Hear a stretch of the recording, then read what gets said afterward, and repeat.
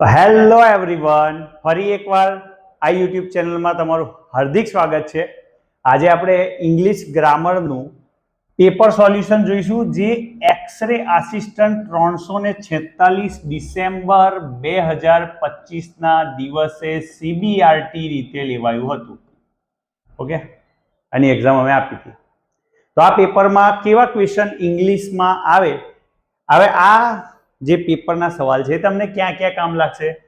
CCEની પરીક્ષા આપો, તલાટીની આપો, ક્લાર્કની આપો, જુનિયર ક્લાર્કની આપો, ક્લાસ 3ની કોઈ પણ એક્ઝામ આપો, એક્સરેની આપો, લેબ આસિસ્ટન્ટની આપો, લેબ ટેકનિશિયનની આપો, કોઈ પણ પરીક્ષા જેમાં ઇંગ્લિશ ગ્રામર આવશે એ બધામાં આ વિડીયો તમને કામ લાગશે. તો સવાલ પહેલાથી આપણે ચાલુ કરીએ. અહીંયા મેં જવાબ સંતાડી દીધા છે, આપણે ટ્રાય કરીશું એને એક્સપ્લેન કરવાનો. તો complete the sentence with the correct reported speech. Reported speech આવે એટલે ડાયરેક્ટ સ્પીચ અને ઇનડાયરેક્ટ સ્પીચનો ક્વેશ્ચન હશે. તો શું કહ્યું છે? સી સેડ અને ડબલ ઇન્વર્ટેડ કોમાસમાં જ્યારે પણ વાક્ય આવે તો એ તમારે કહી શકો કે ડાયરેક્ટ સ્પીચ છે. ડાયરેક્ટ સ્પીચમાં તમારે જોવાનું રિપોર્ટિવ વર્બ સેડ ભૂતકાળમાં છે. ભૂતકાળમાં છે એટલે અંદર જે પણ સેન્ટેન્સ આપ્યું છે એનો કાળ બદલાય. તો શું થશે? C said that. બરાબર, તો સી સેડ ધેટ. આઈની જગ્યાએ કર્તાની માં પણ ફેરફાર આવે, આઈનું થઈ જશે સી, કારણ કે સી બોલે છે ને કે આઈ, તો આપણા માટે કોણ કહેવાય? તો કે સી જ કહેવાય. તો સી સેડ ધેટ સી વિલનું થઈ જશે વુડ. સી વુડ અને ફિનિશનું finish. Simple. She would finish the report by the decline without fail. બસ આન્સર હતો. કારણ કે આ પાસ્ટમાં હતું તો વિલનું થઈ ગયું વુડ. હા, વિલમાં ચેન્જ થાય, ફિનિશનું ફિનિશ્ડ નહીં કરવાનું. ઓકે, તો આનો સાચો જવાબ આ આવે.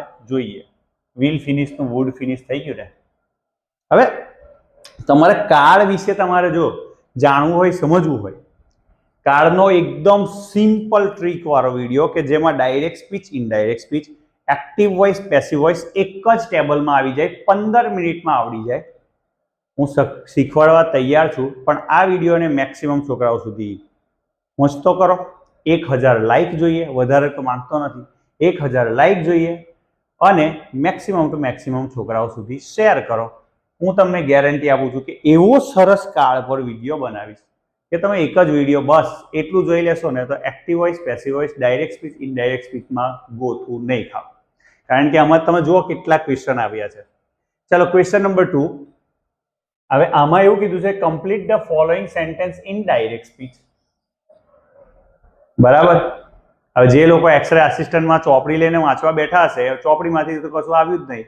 જે પણ આવ્યું છે ગ્રામર રિલેટેડ આવ્યું છે, તો ફસાઈ ગયા ને ભાઈ.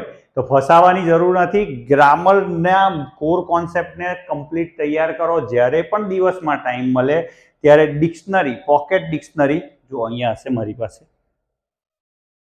ઓકે, યસ, હા, હું વાંચું છું જ્યારે પણ ટાઈમ મળે ત્યારે. જો અમે વાંચતા હોઈએ તો તમારે વાંચવી જોઈએ. જ્યારે પણ ટાઈમ મળે ત્યારે જે ડિક્શનરી છે એના વર્ડ્સ વાંચો, કારણ કે બહુ મજા આવશે. એમાંથી જ પૂછાય છે, ઘણું બધું આવે છે, ટાઈમ આપવો પડશે. તો she said that she was feeling tired. Indirect સ્પીચમાં છે, ડાયરેક્ટ સ્પીચમાં બનાવવાનું છે, વાંધો નહીં. સી સેડ રિપોર્ટિવ વર્બ ભૂતકાળમાં છે એટલે અહીંયા આગળ ભૂતકાળ હશે જ. એનું રૂપ આપણે વર્તમાન કાળમાં કરવાનું, વોઝનું થઈ જશે ઇઝ. આ ઇનડાયરેક્ટ સ્પીચમાં છે, આપણે ડાયરેક્ટ સ્પીચમાં જઈએ છીએ. સી સેડ, હવે ધેટ નીકળી જશે, અલ્પ વિરામ, ડબલ ઇન્વર્ટેડ કોમા આવે. સી બોલે આપણા માટે સી છે, પણ સી માટે એ કોણ છે? I. She said I is ના આવે, એમ આવે. I am feeling tired. મને થાકેલું લાગે છે. તો જોઈએ આપણે સાચો answer. She said I am feeling tired. આ ટાઈપનું હતું, ડાયરેક્ટનું હતું, ઇનડાયરેક્ટમાં ફેરવ્યું, ઇનડાયરેક્ટનું હતું, ડાયરેક્ટમાં ફેરવ્યું. 2 માર્ક્સ થઈ ગયા. ચલો નેક્સ્ટ ક્વેશ્ચન તરફ જોઈએ. હવે પેસિવ વોઇસ છે. Choose the correct passive voice form of the given active. Active છે એનું પેસિવ કરીશું. શું કીધું છે? The chef prepares. પ્રિપેર્સ ત્રીજો પુરુષ એક વચન હોય ત્યારે ક્રિયાપદને અંતે એસ કે ઈએસ લાગે. સાદો વર્તમાન કાળ આવું કહે છે. તો સાદા વર્તમાન કાળ વિશે જે મારી પાસે ટેબલ છે એમાંથી હું તમને કહું. એમાં V1 એની સાથે ઓર V1 સાથે એસ કે ઈએસ આવી શકે. આનું પેસિવ વોઇસ શું થાય? આનું passive voice am is are plus V3 થાય. આ મી ના બદલાય, મી ના બદલાય. બસ આ મીન યાદ રાખવાનું છે. V1 એમાં V1 સાથે એસ કે ઈએસ અહીંયા છે. સેફ કરતા ક્રિયાપદ, ક્રિયાપદનું મૂળ રૂપ એસ થી મને ખબર પડી ગઈ કે આ સાદો વર્તમાન કાળ છે. એનું પેસિવ વોઇસ કરવું હશે એમ ઇઝ આર પ્લસ V3 આવશે. તો the chef prepares the meal. The meal આગળ આવી જાય. ધ મીલ, મીલ કેવું વચન કહેવાય? એક વચન કે બહુવચન? એક વચન. તો એક વચન સાથે શું આવે? Is. The meal is V3. Prepare નું V3 થાય પ્રિપેર્ડ. હવે આ વાંચવું પડે ભાઈ. ગ્રામર તૈયાર કરવું હોય તો જેટલા પણ ક્રિયાપદો છે વાંચો. એના V1, V2, V3, eat, ate, eaten, cut, cut, cut, put, put, put, shirt, shirt, shirt. કેટલામાં બદલાય, કેટલામાં ના બદલાય? watch, watched, watched. બરાબર. understand, understood, understood, take, took, taken. તો કેટલા બધા 10-12 તો બોલી ગયો ને. વાંચવા પડશે. Prepare, prepared, prepared. V1 prepare, V2 prepared, V3 પણ prepared. The meal is prepared by the chef. ક્યારે? તો કે એવરી મોર્નિંગ. આ એવરી મોર્નિંગ ગમે ત્યાં ચાલે. બરાબર છે? ગમે ત્યાં એટલે કાં તો અહીંયા, કાં તો બાય ના પહેલા. The meal is prepared every morning by the chef એવું ચાલે, અથવા તો the meal is prepared by the chef every morning. જોઈએ સાચો જવાબ શું છે. The meal is prepared by the chef every morning. આવી ગયો ને માર્ક્સ. ચલો નેક્સ્ટ પછીનું જોઈએ. Choose the correct form of the future tense to complete the sentence. Future tense, future ટેન્સની અંદર કેટલા રૂપ છે? Simple future, perfect future, continuous future, perfect continuous future. વાસર. હવે સિમ્પલ ફ્યુચરમાં will પ્લસ V1 આવે, પરફેક્ટમાં will plus have plus V3 આવે, કન્ટિન્યુઅસમાં will plus be plus V1 plus ing આવે. ઓકે. છેલ્લાનું આપણે કોમેન્ટ તમારે કરવાની આવડતી હોય તો. ના આવડતી હોય તો કંઈ ટેન્શન નથી. 1000 લાઈક ખાલી કરાવો વિડીયો પર. એવો જોરદાર વિડીયો બનાવીશ. Active, passive, direct speech, indirect speech આમાંથી જ આવડી જશે. ચાલો. She blank her college degree by. અહીંથી ખબર પડે કે આ પરફેક્ટ ફ્યુચરનું ઉદાહરણ છે. આ વર્ષ પહેલા હું ભણી લઈશ. By this time next year. બરાબર. આવતા વર્ષ પહેલા she will have V3. She will have completed her college degree. Okay. જોઈએ સાચો answer. She will have completed. Yes. બાકીના બધા જોવાના આવતા નથી. She will be completing continuous future. She is તો આવે જ નહીં ફ્યુચરમાં. હેઝ તો આવે જ નહીં ફ્યુચરમાં. આ બે આવે અને એમાં વિલ બી કમ્પ્લીટિંગ ચાલુ ભવિષ્ય કાળ. એ તો છે નહીં. By this time next year. આ સમયે આવતા વર્ષે મારો સિલેબસ પૂરો થઈ ગયો છે એવું કહેવા માંગે છે. Will have completed. ચલો હવે આવા બધા સેન્ટેન્સ આવે ને વાંચવા જઈએ 1 મિનિટ નીકળી જાય, ટાઈમ નહીં બગાડવાનો. અંડરલાઈન જુઓ, અંડરલાઈન વાંચો, અંડરલાઈન વાંચ્યા પછી ઉપર ખાલી જુઓ એપ્રોપ્રાઇટ પ્રોવર્બ. આનો એપ્રોપ્રાઇટ પ્રોવર્બ જ વાંચવાનો છે. હું તો બહુ સ્પીડમાં કરું આ બધી વસ્તુ. જેમાં બહુ જ સમજ ના પડે એને છોડી દઉં, એને એની પાછળ ટાઈમ બગાડો, એનો મતલબ કે જે આવડતું છે તે જશે. તો એપ્રોપ્રાઇટ પ્રોવર્બ વાપરવાનો છે. Advising prudent budgeting aligned to the resources. Resources એટલે સ્ત્રોતો. You actually have, તમારી પાસે હોય એ પ્રમાણે બજેટ કરો, એવી એડવાઇસ આપી. હવે અહીંયા શું કે છે? Cut your coat according to your cloth. જેટલું કાપડ છે એટલો શર્ટ સીવડાવો, એ જ વસ્તુ તો કહેવા માંગે છે. આપણે કહે ને જેટલી ચાદર હોય એટલા ટાંટિયા લાંબા કરવાના, આપણા દાદા કહેતા હતા પહેલા. તો cut your coat according to your cloth, advising prudent budgeting align to the resources you actually have. બરાબર. બીજું તો આનો તો કોઈ મતલબ નહીં. Don't put all eggs in one basket. બધા એગ એક બાસ્કેટમાં ના મુકાય. એટલે જુઓ એક જ પ્લેયર પર નહીં રમવાનો, એવું કહે છે. Look before you leap. બરાબર. છલાંગ લગાવતા પહેલા 10 વાર વિચાર કરો, એવું કહે છે. The grass is always greener on the other side. બરાબર. પત્તું બીજી સાઈડ પણ હંમેશા લીલું જ હોય છે. તો પહેલું જ ખાલી કમ્પ્લીટ બનતું હતું, એટલે આ સાચો જવાબ આવશે. પછી એન્ટીનમ, વિરોધી. કોનું?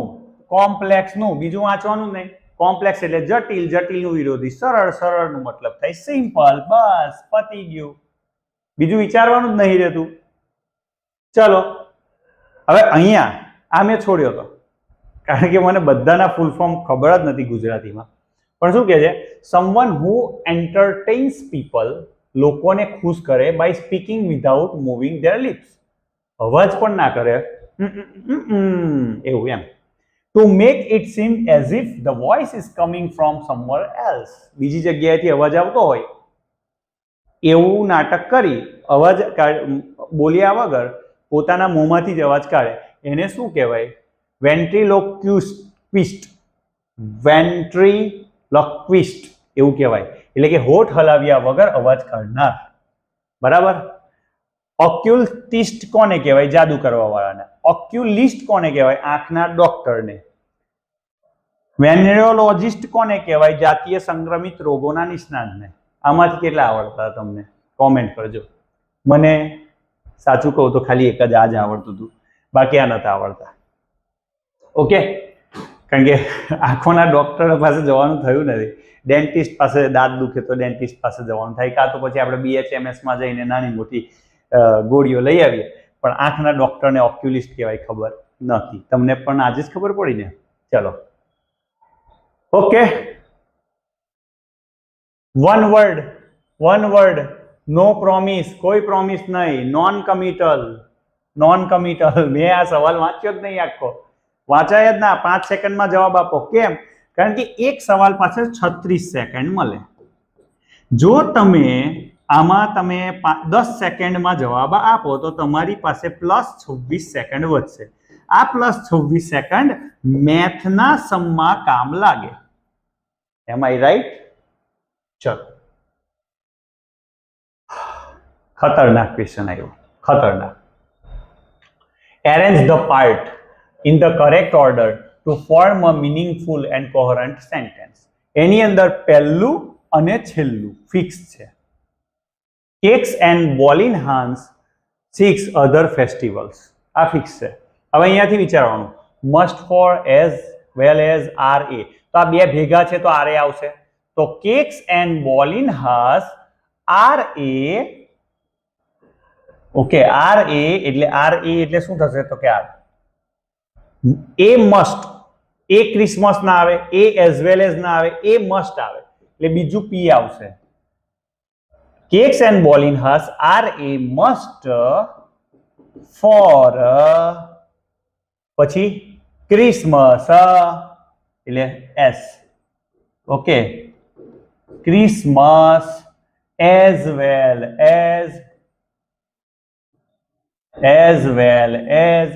as છે Q. કોના માટે? અધર ફેસ્ટિવલ. બીજા ફેસ્ટિવલ્સ કરતા. તો આરપીએસક્યુ આમાં ટાઈમ જાય. એટલે જ મેં તમને કીધું ને કે પેલામાં 26 સેકન્ડ બચાવી છે, તો અહીંયા 10-12 એક્સ્ટ્રા જશે તો શું વાંધો છે. પણ ઓવરઓલ તમે આખું પેપર સોલ્વ કરી શકો. હવે જે લોકો અત્યાર સુધી વિડીયોમાં છે એને મસ્ત ટ્રીક આપું. તમારો પાર્ટ એ છે અને પાર્ટ બી છે. ઘણા વિદ્યાર્થી મિત્રો આના 60 માટે બહુ બધો સમય લઈ લે. એવું ના કરો. હું શું કરું, મેં પાસ કરી છે એટલે કહું, હું પાર્ટ બી પહેલા જે 120 માર્ક્સનો છે, 120 કરતાં પણ વધારે, હું તો એમ એવું માનું કે 120 પછી કોમ્પ્રિહેન્શન એ બધું આમ જ ગણું છું. આ 120 કરતાં વધારે સવાલ તમે 1.5 કલાકમાં હું પૂરું કરી નાખું છું. જો તમે આ 1.5 કલાક પૂરું કરો ને તો આ 60 માટે 1.5 કલાક મળે. મોર દેન ઇનફ. 55+ આવી જાય. આ બધામાં ટાઈમ ઘટાડવાનો. બરાબર. જે લોકો અહીંયા સુધી રહ્યા ને એમને આ ટીપ મળી. ચલો, સેમ એવું છે. ફિક્સ સેગમેન્ટ નક્કી છે. During the festival of lantern, while music and lighter fills the street, meanwhile children ran excitedly with miniature lantern, and the night sky sparkled with reflection and color. આ છેલ્લે આવશે. તો શું આવશે? During the festival of lantern, while music and lighter filled the street, meanwhile the children ran excitedly with miniature lantern, as glowing light floated across the river and the night sky sparkled with reflection and color. એકદમ ફ્લોમાં બને છે sentence મારા હિસાબે. તો આ બી આવશે પહેલું, meanwhile C આવશે, એના પછી એ આવવું જોઈએ અને એના પછી ડી આવવું જોઈએ. Okay, BCAD. ઓકે, તો આ આટલા થયા સવાલ. બસ પતી ગયું. તો આ રીતે આટલા ક્વેશ્ચન પૂછાયા હતા ઇંગ્લિશમાં. તો આવા જે પણ વિડીયોઝ મને મળશે, જે પણ પેપર્સ મને મળશે, એમાંથી હું ઇંગ્લિશ પોર્શન જુદો પાડતો રહીશ. એના વિડીયોઝ હું તમારા માટે બનાવતો રહીશ. અને આ જે લોકો વિડીયો જુએ છે, જરૂરી નથી કે એક્સરે આસિસ્ટન્ટનું પેપર છે તો એક્સરે આસિસ્ટન્ટને કામ લાગશે. કોઈ પણ ક્લાસ 3ની લો, ક્લાસ 2ની લો કે ક્લાસ 1ની લો, ઇંગ્લિશ સબ્જેક્ટ છે તો આ તમને કામ લાગશે. તો કેવો લાગ્યો વિડીયો કોમેન્ટ કરજો. નવા વિડીયોમાં મળીશું. ત્યાં સુધી જય હિન્દ, જય ભારત.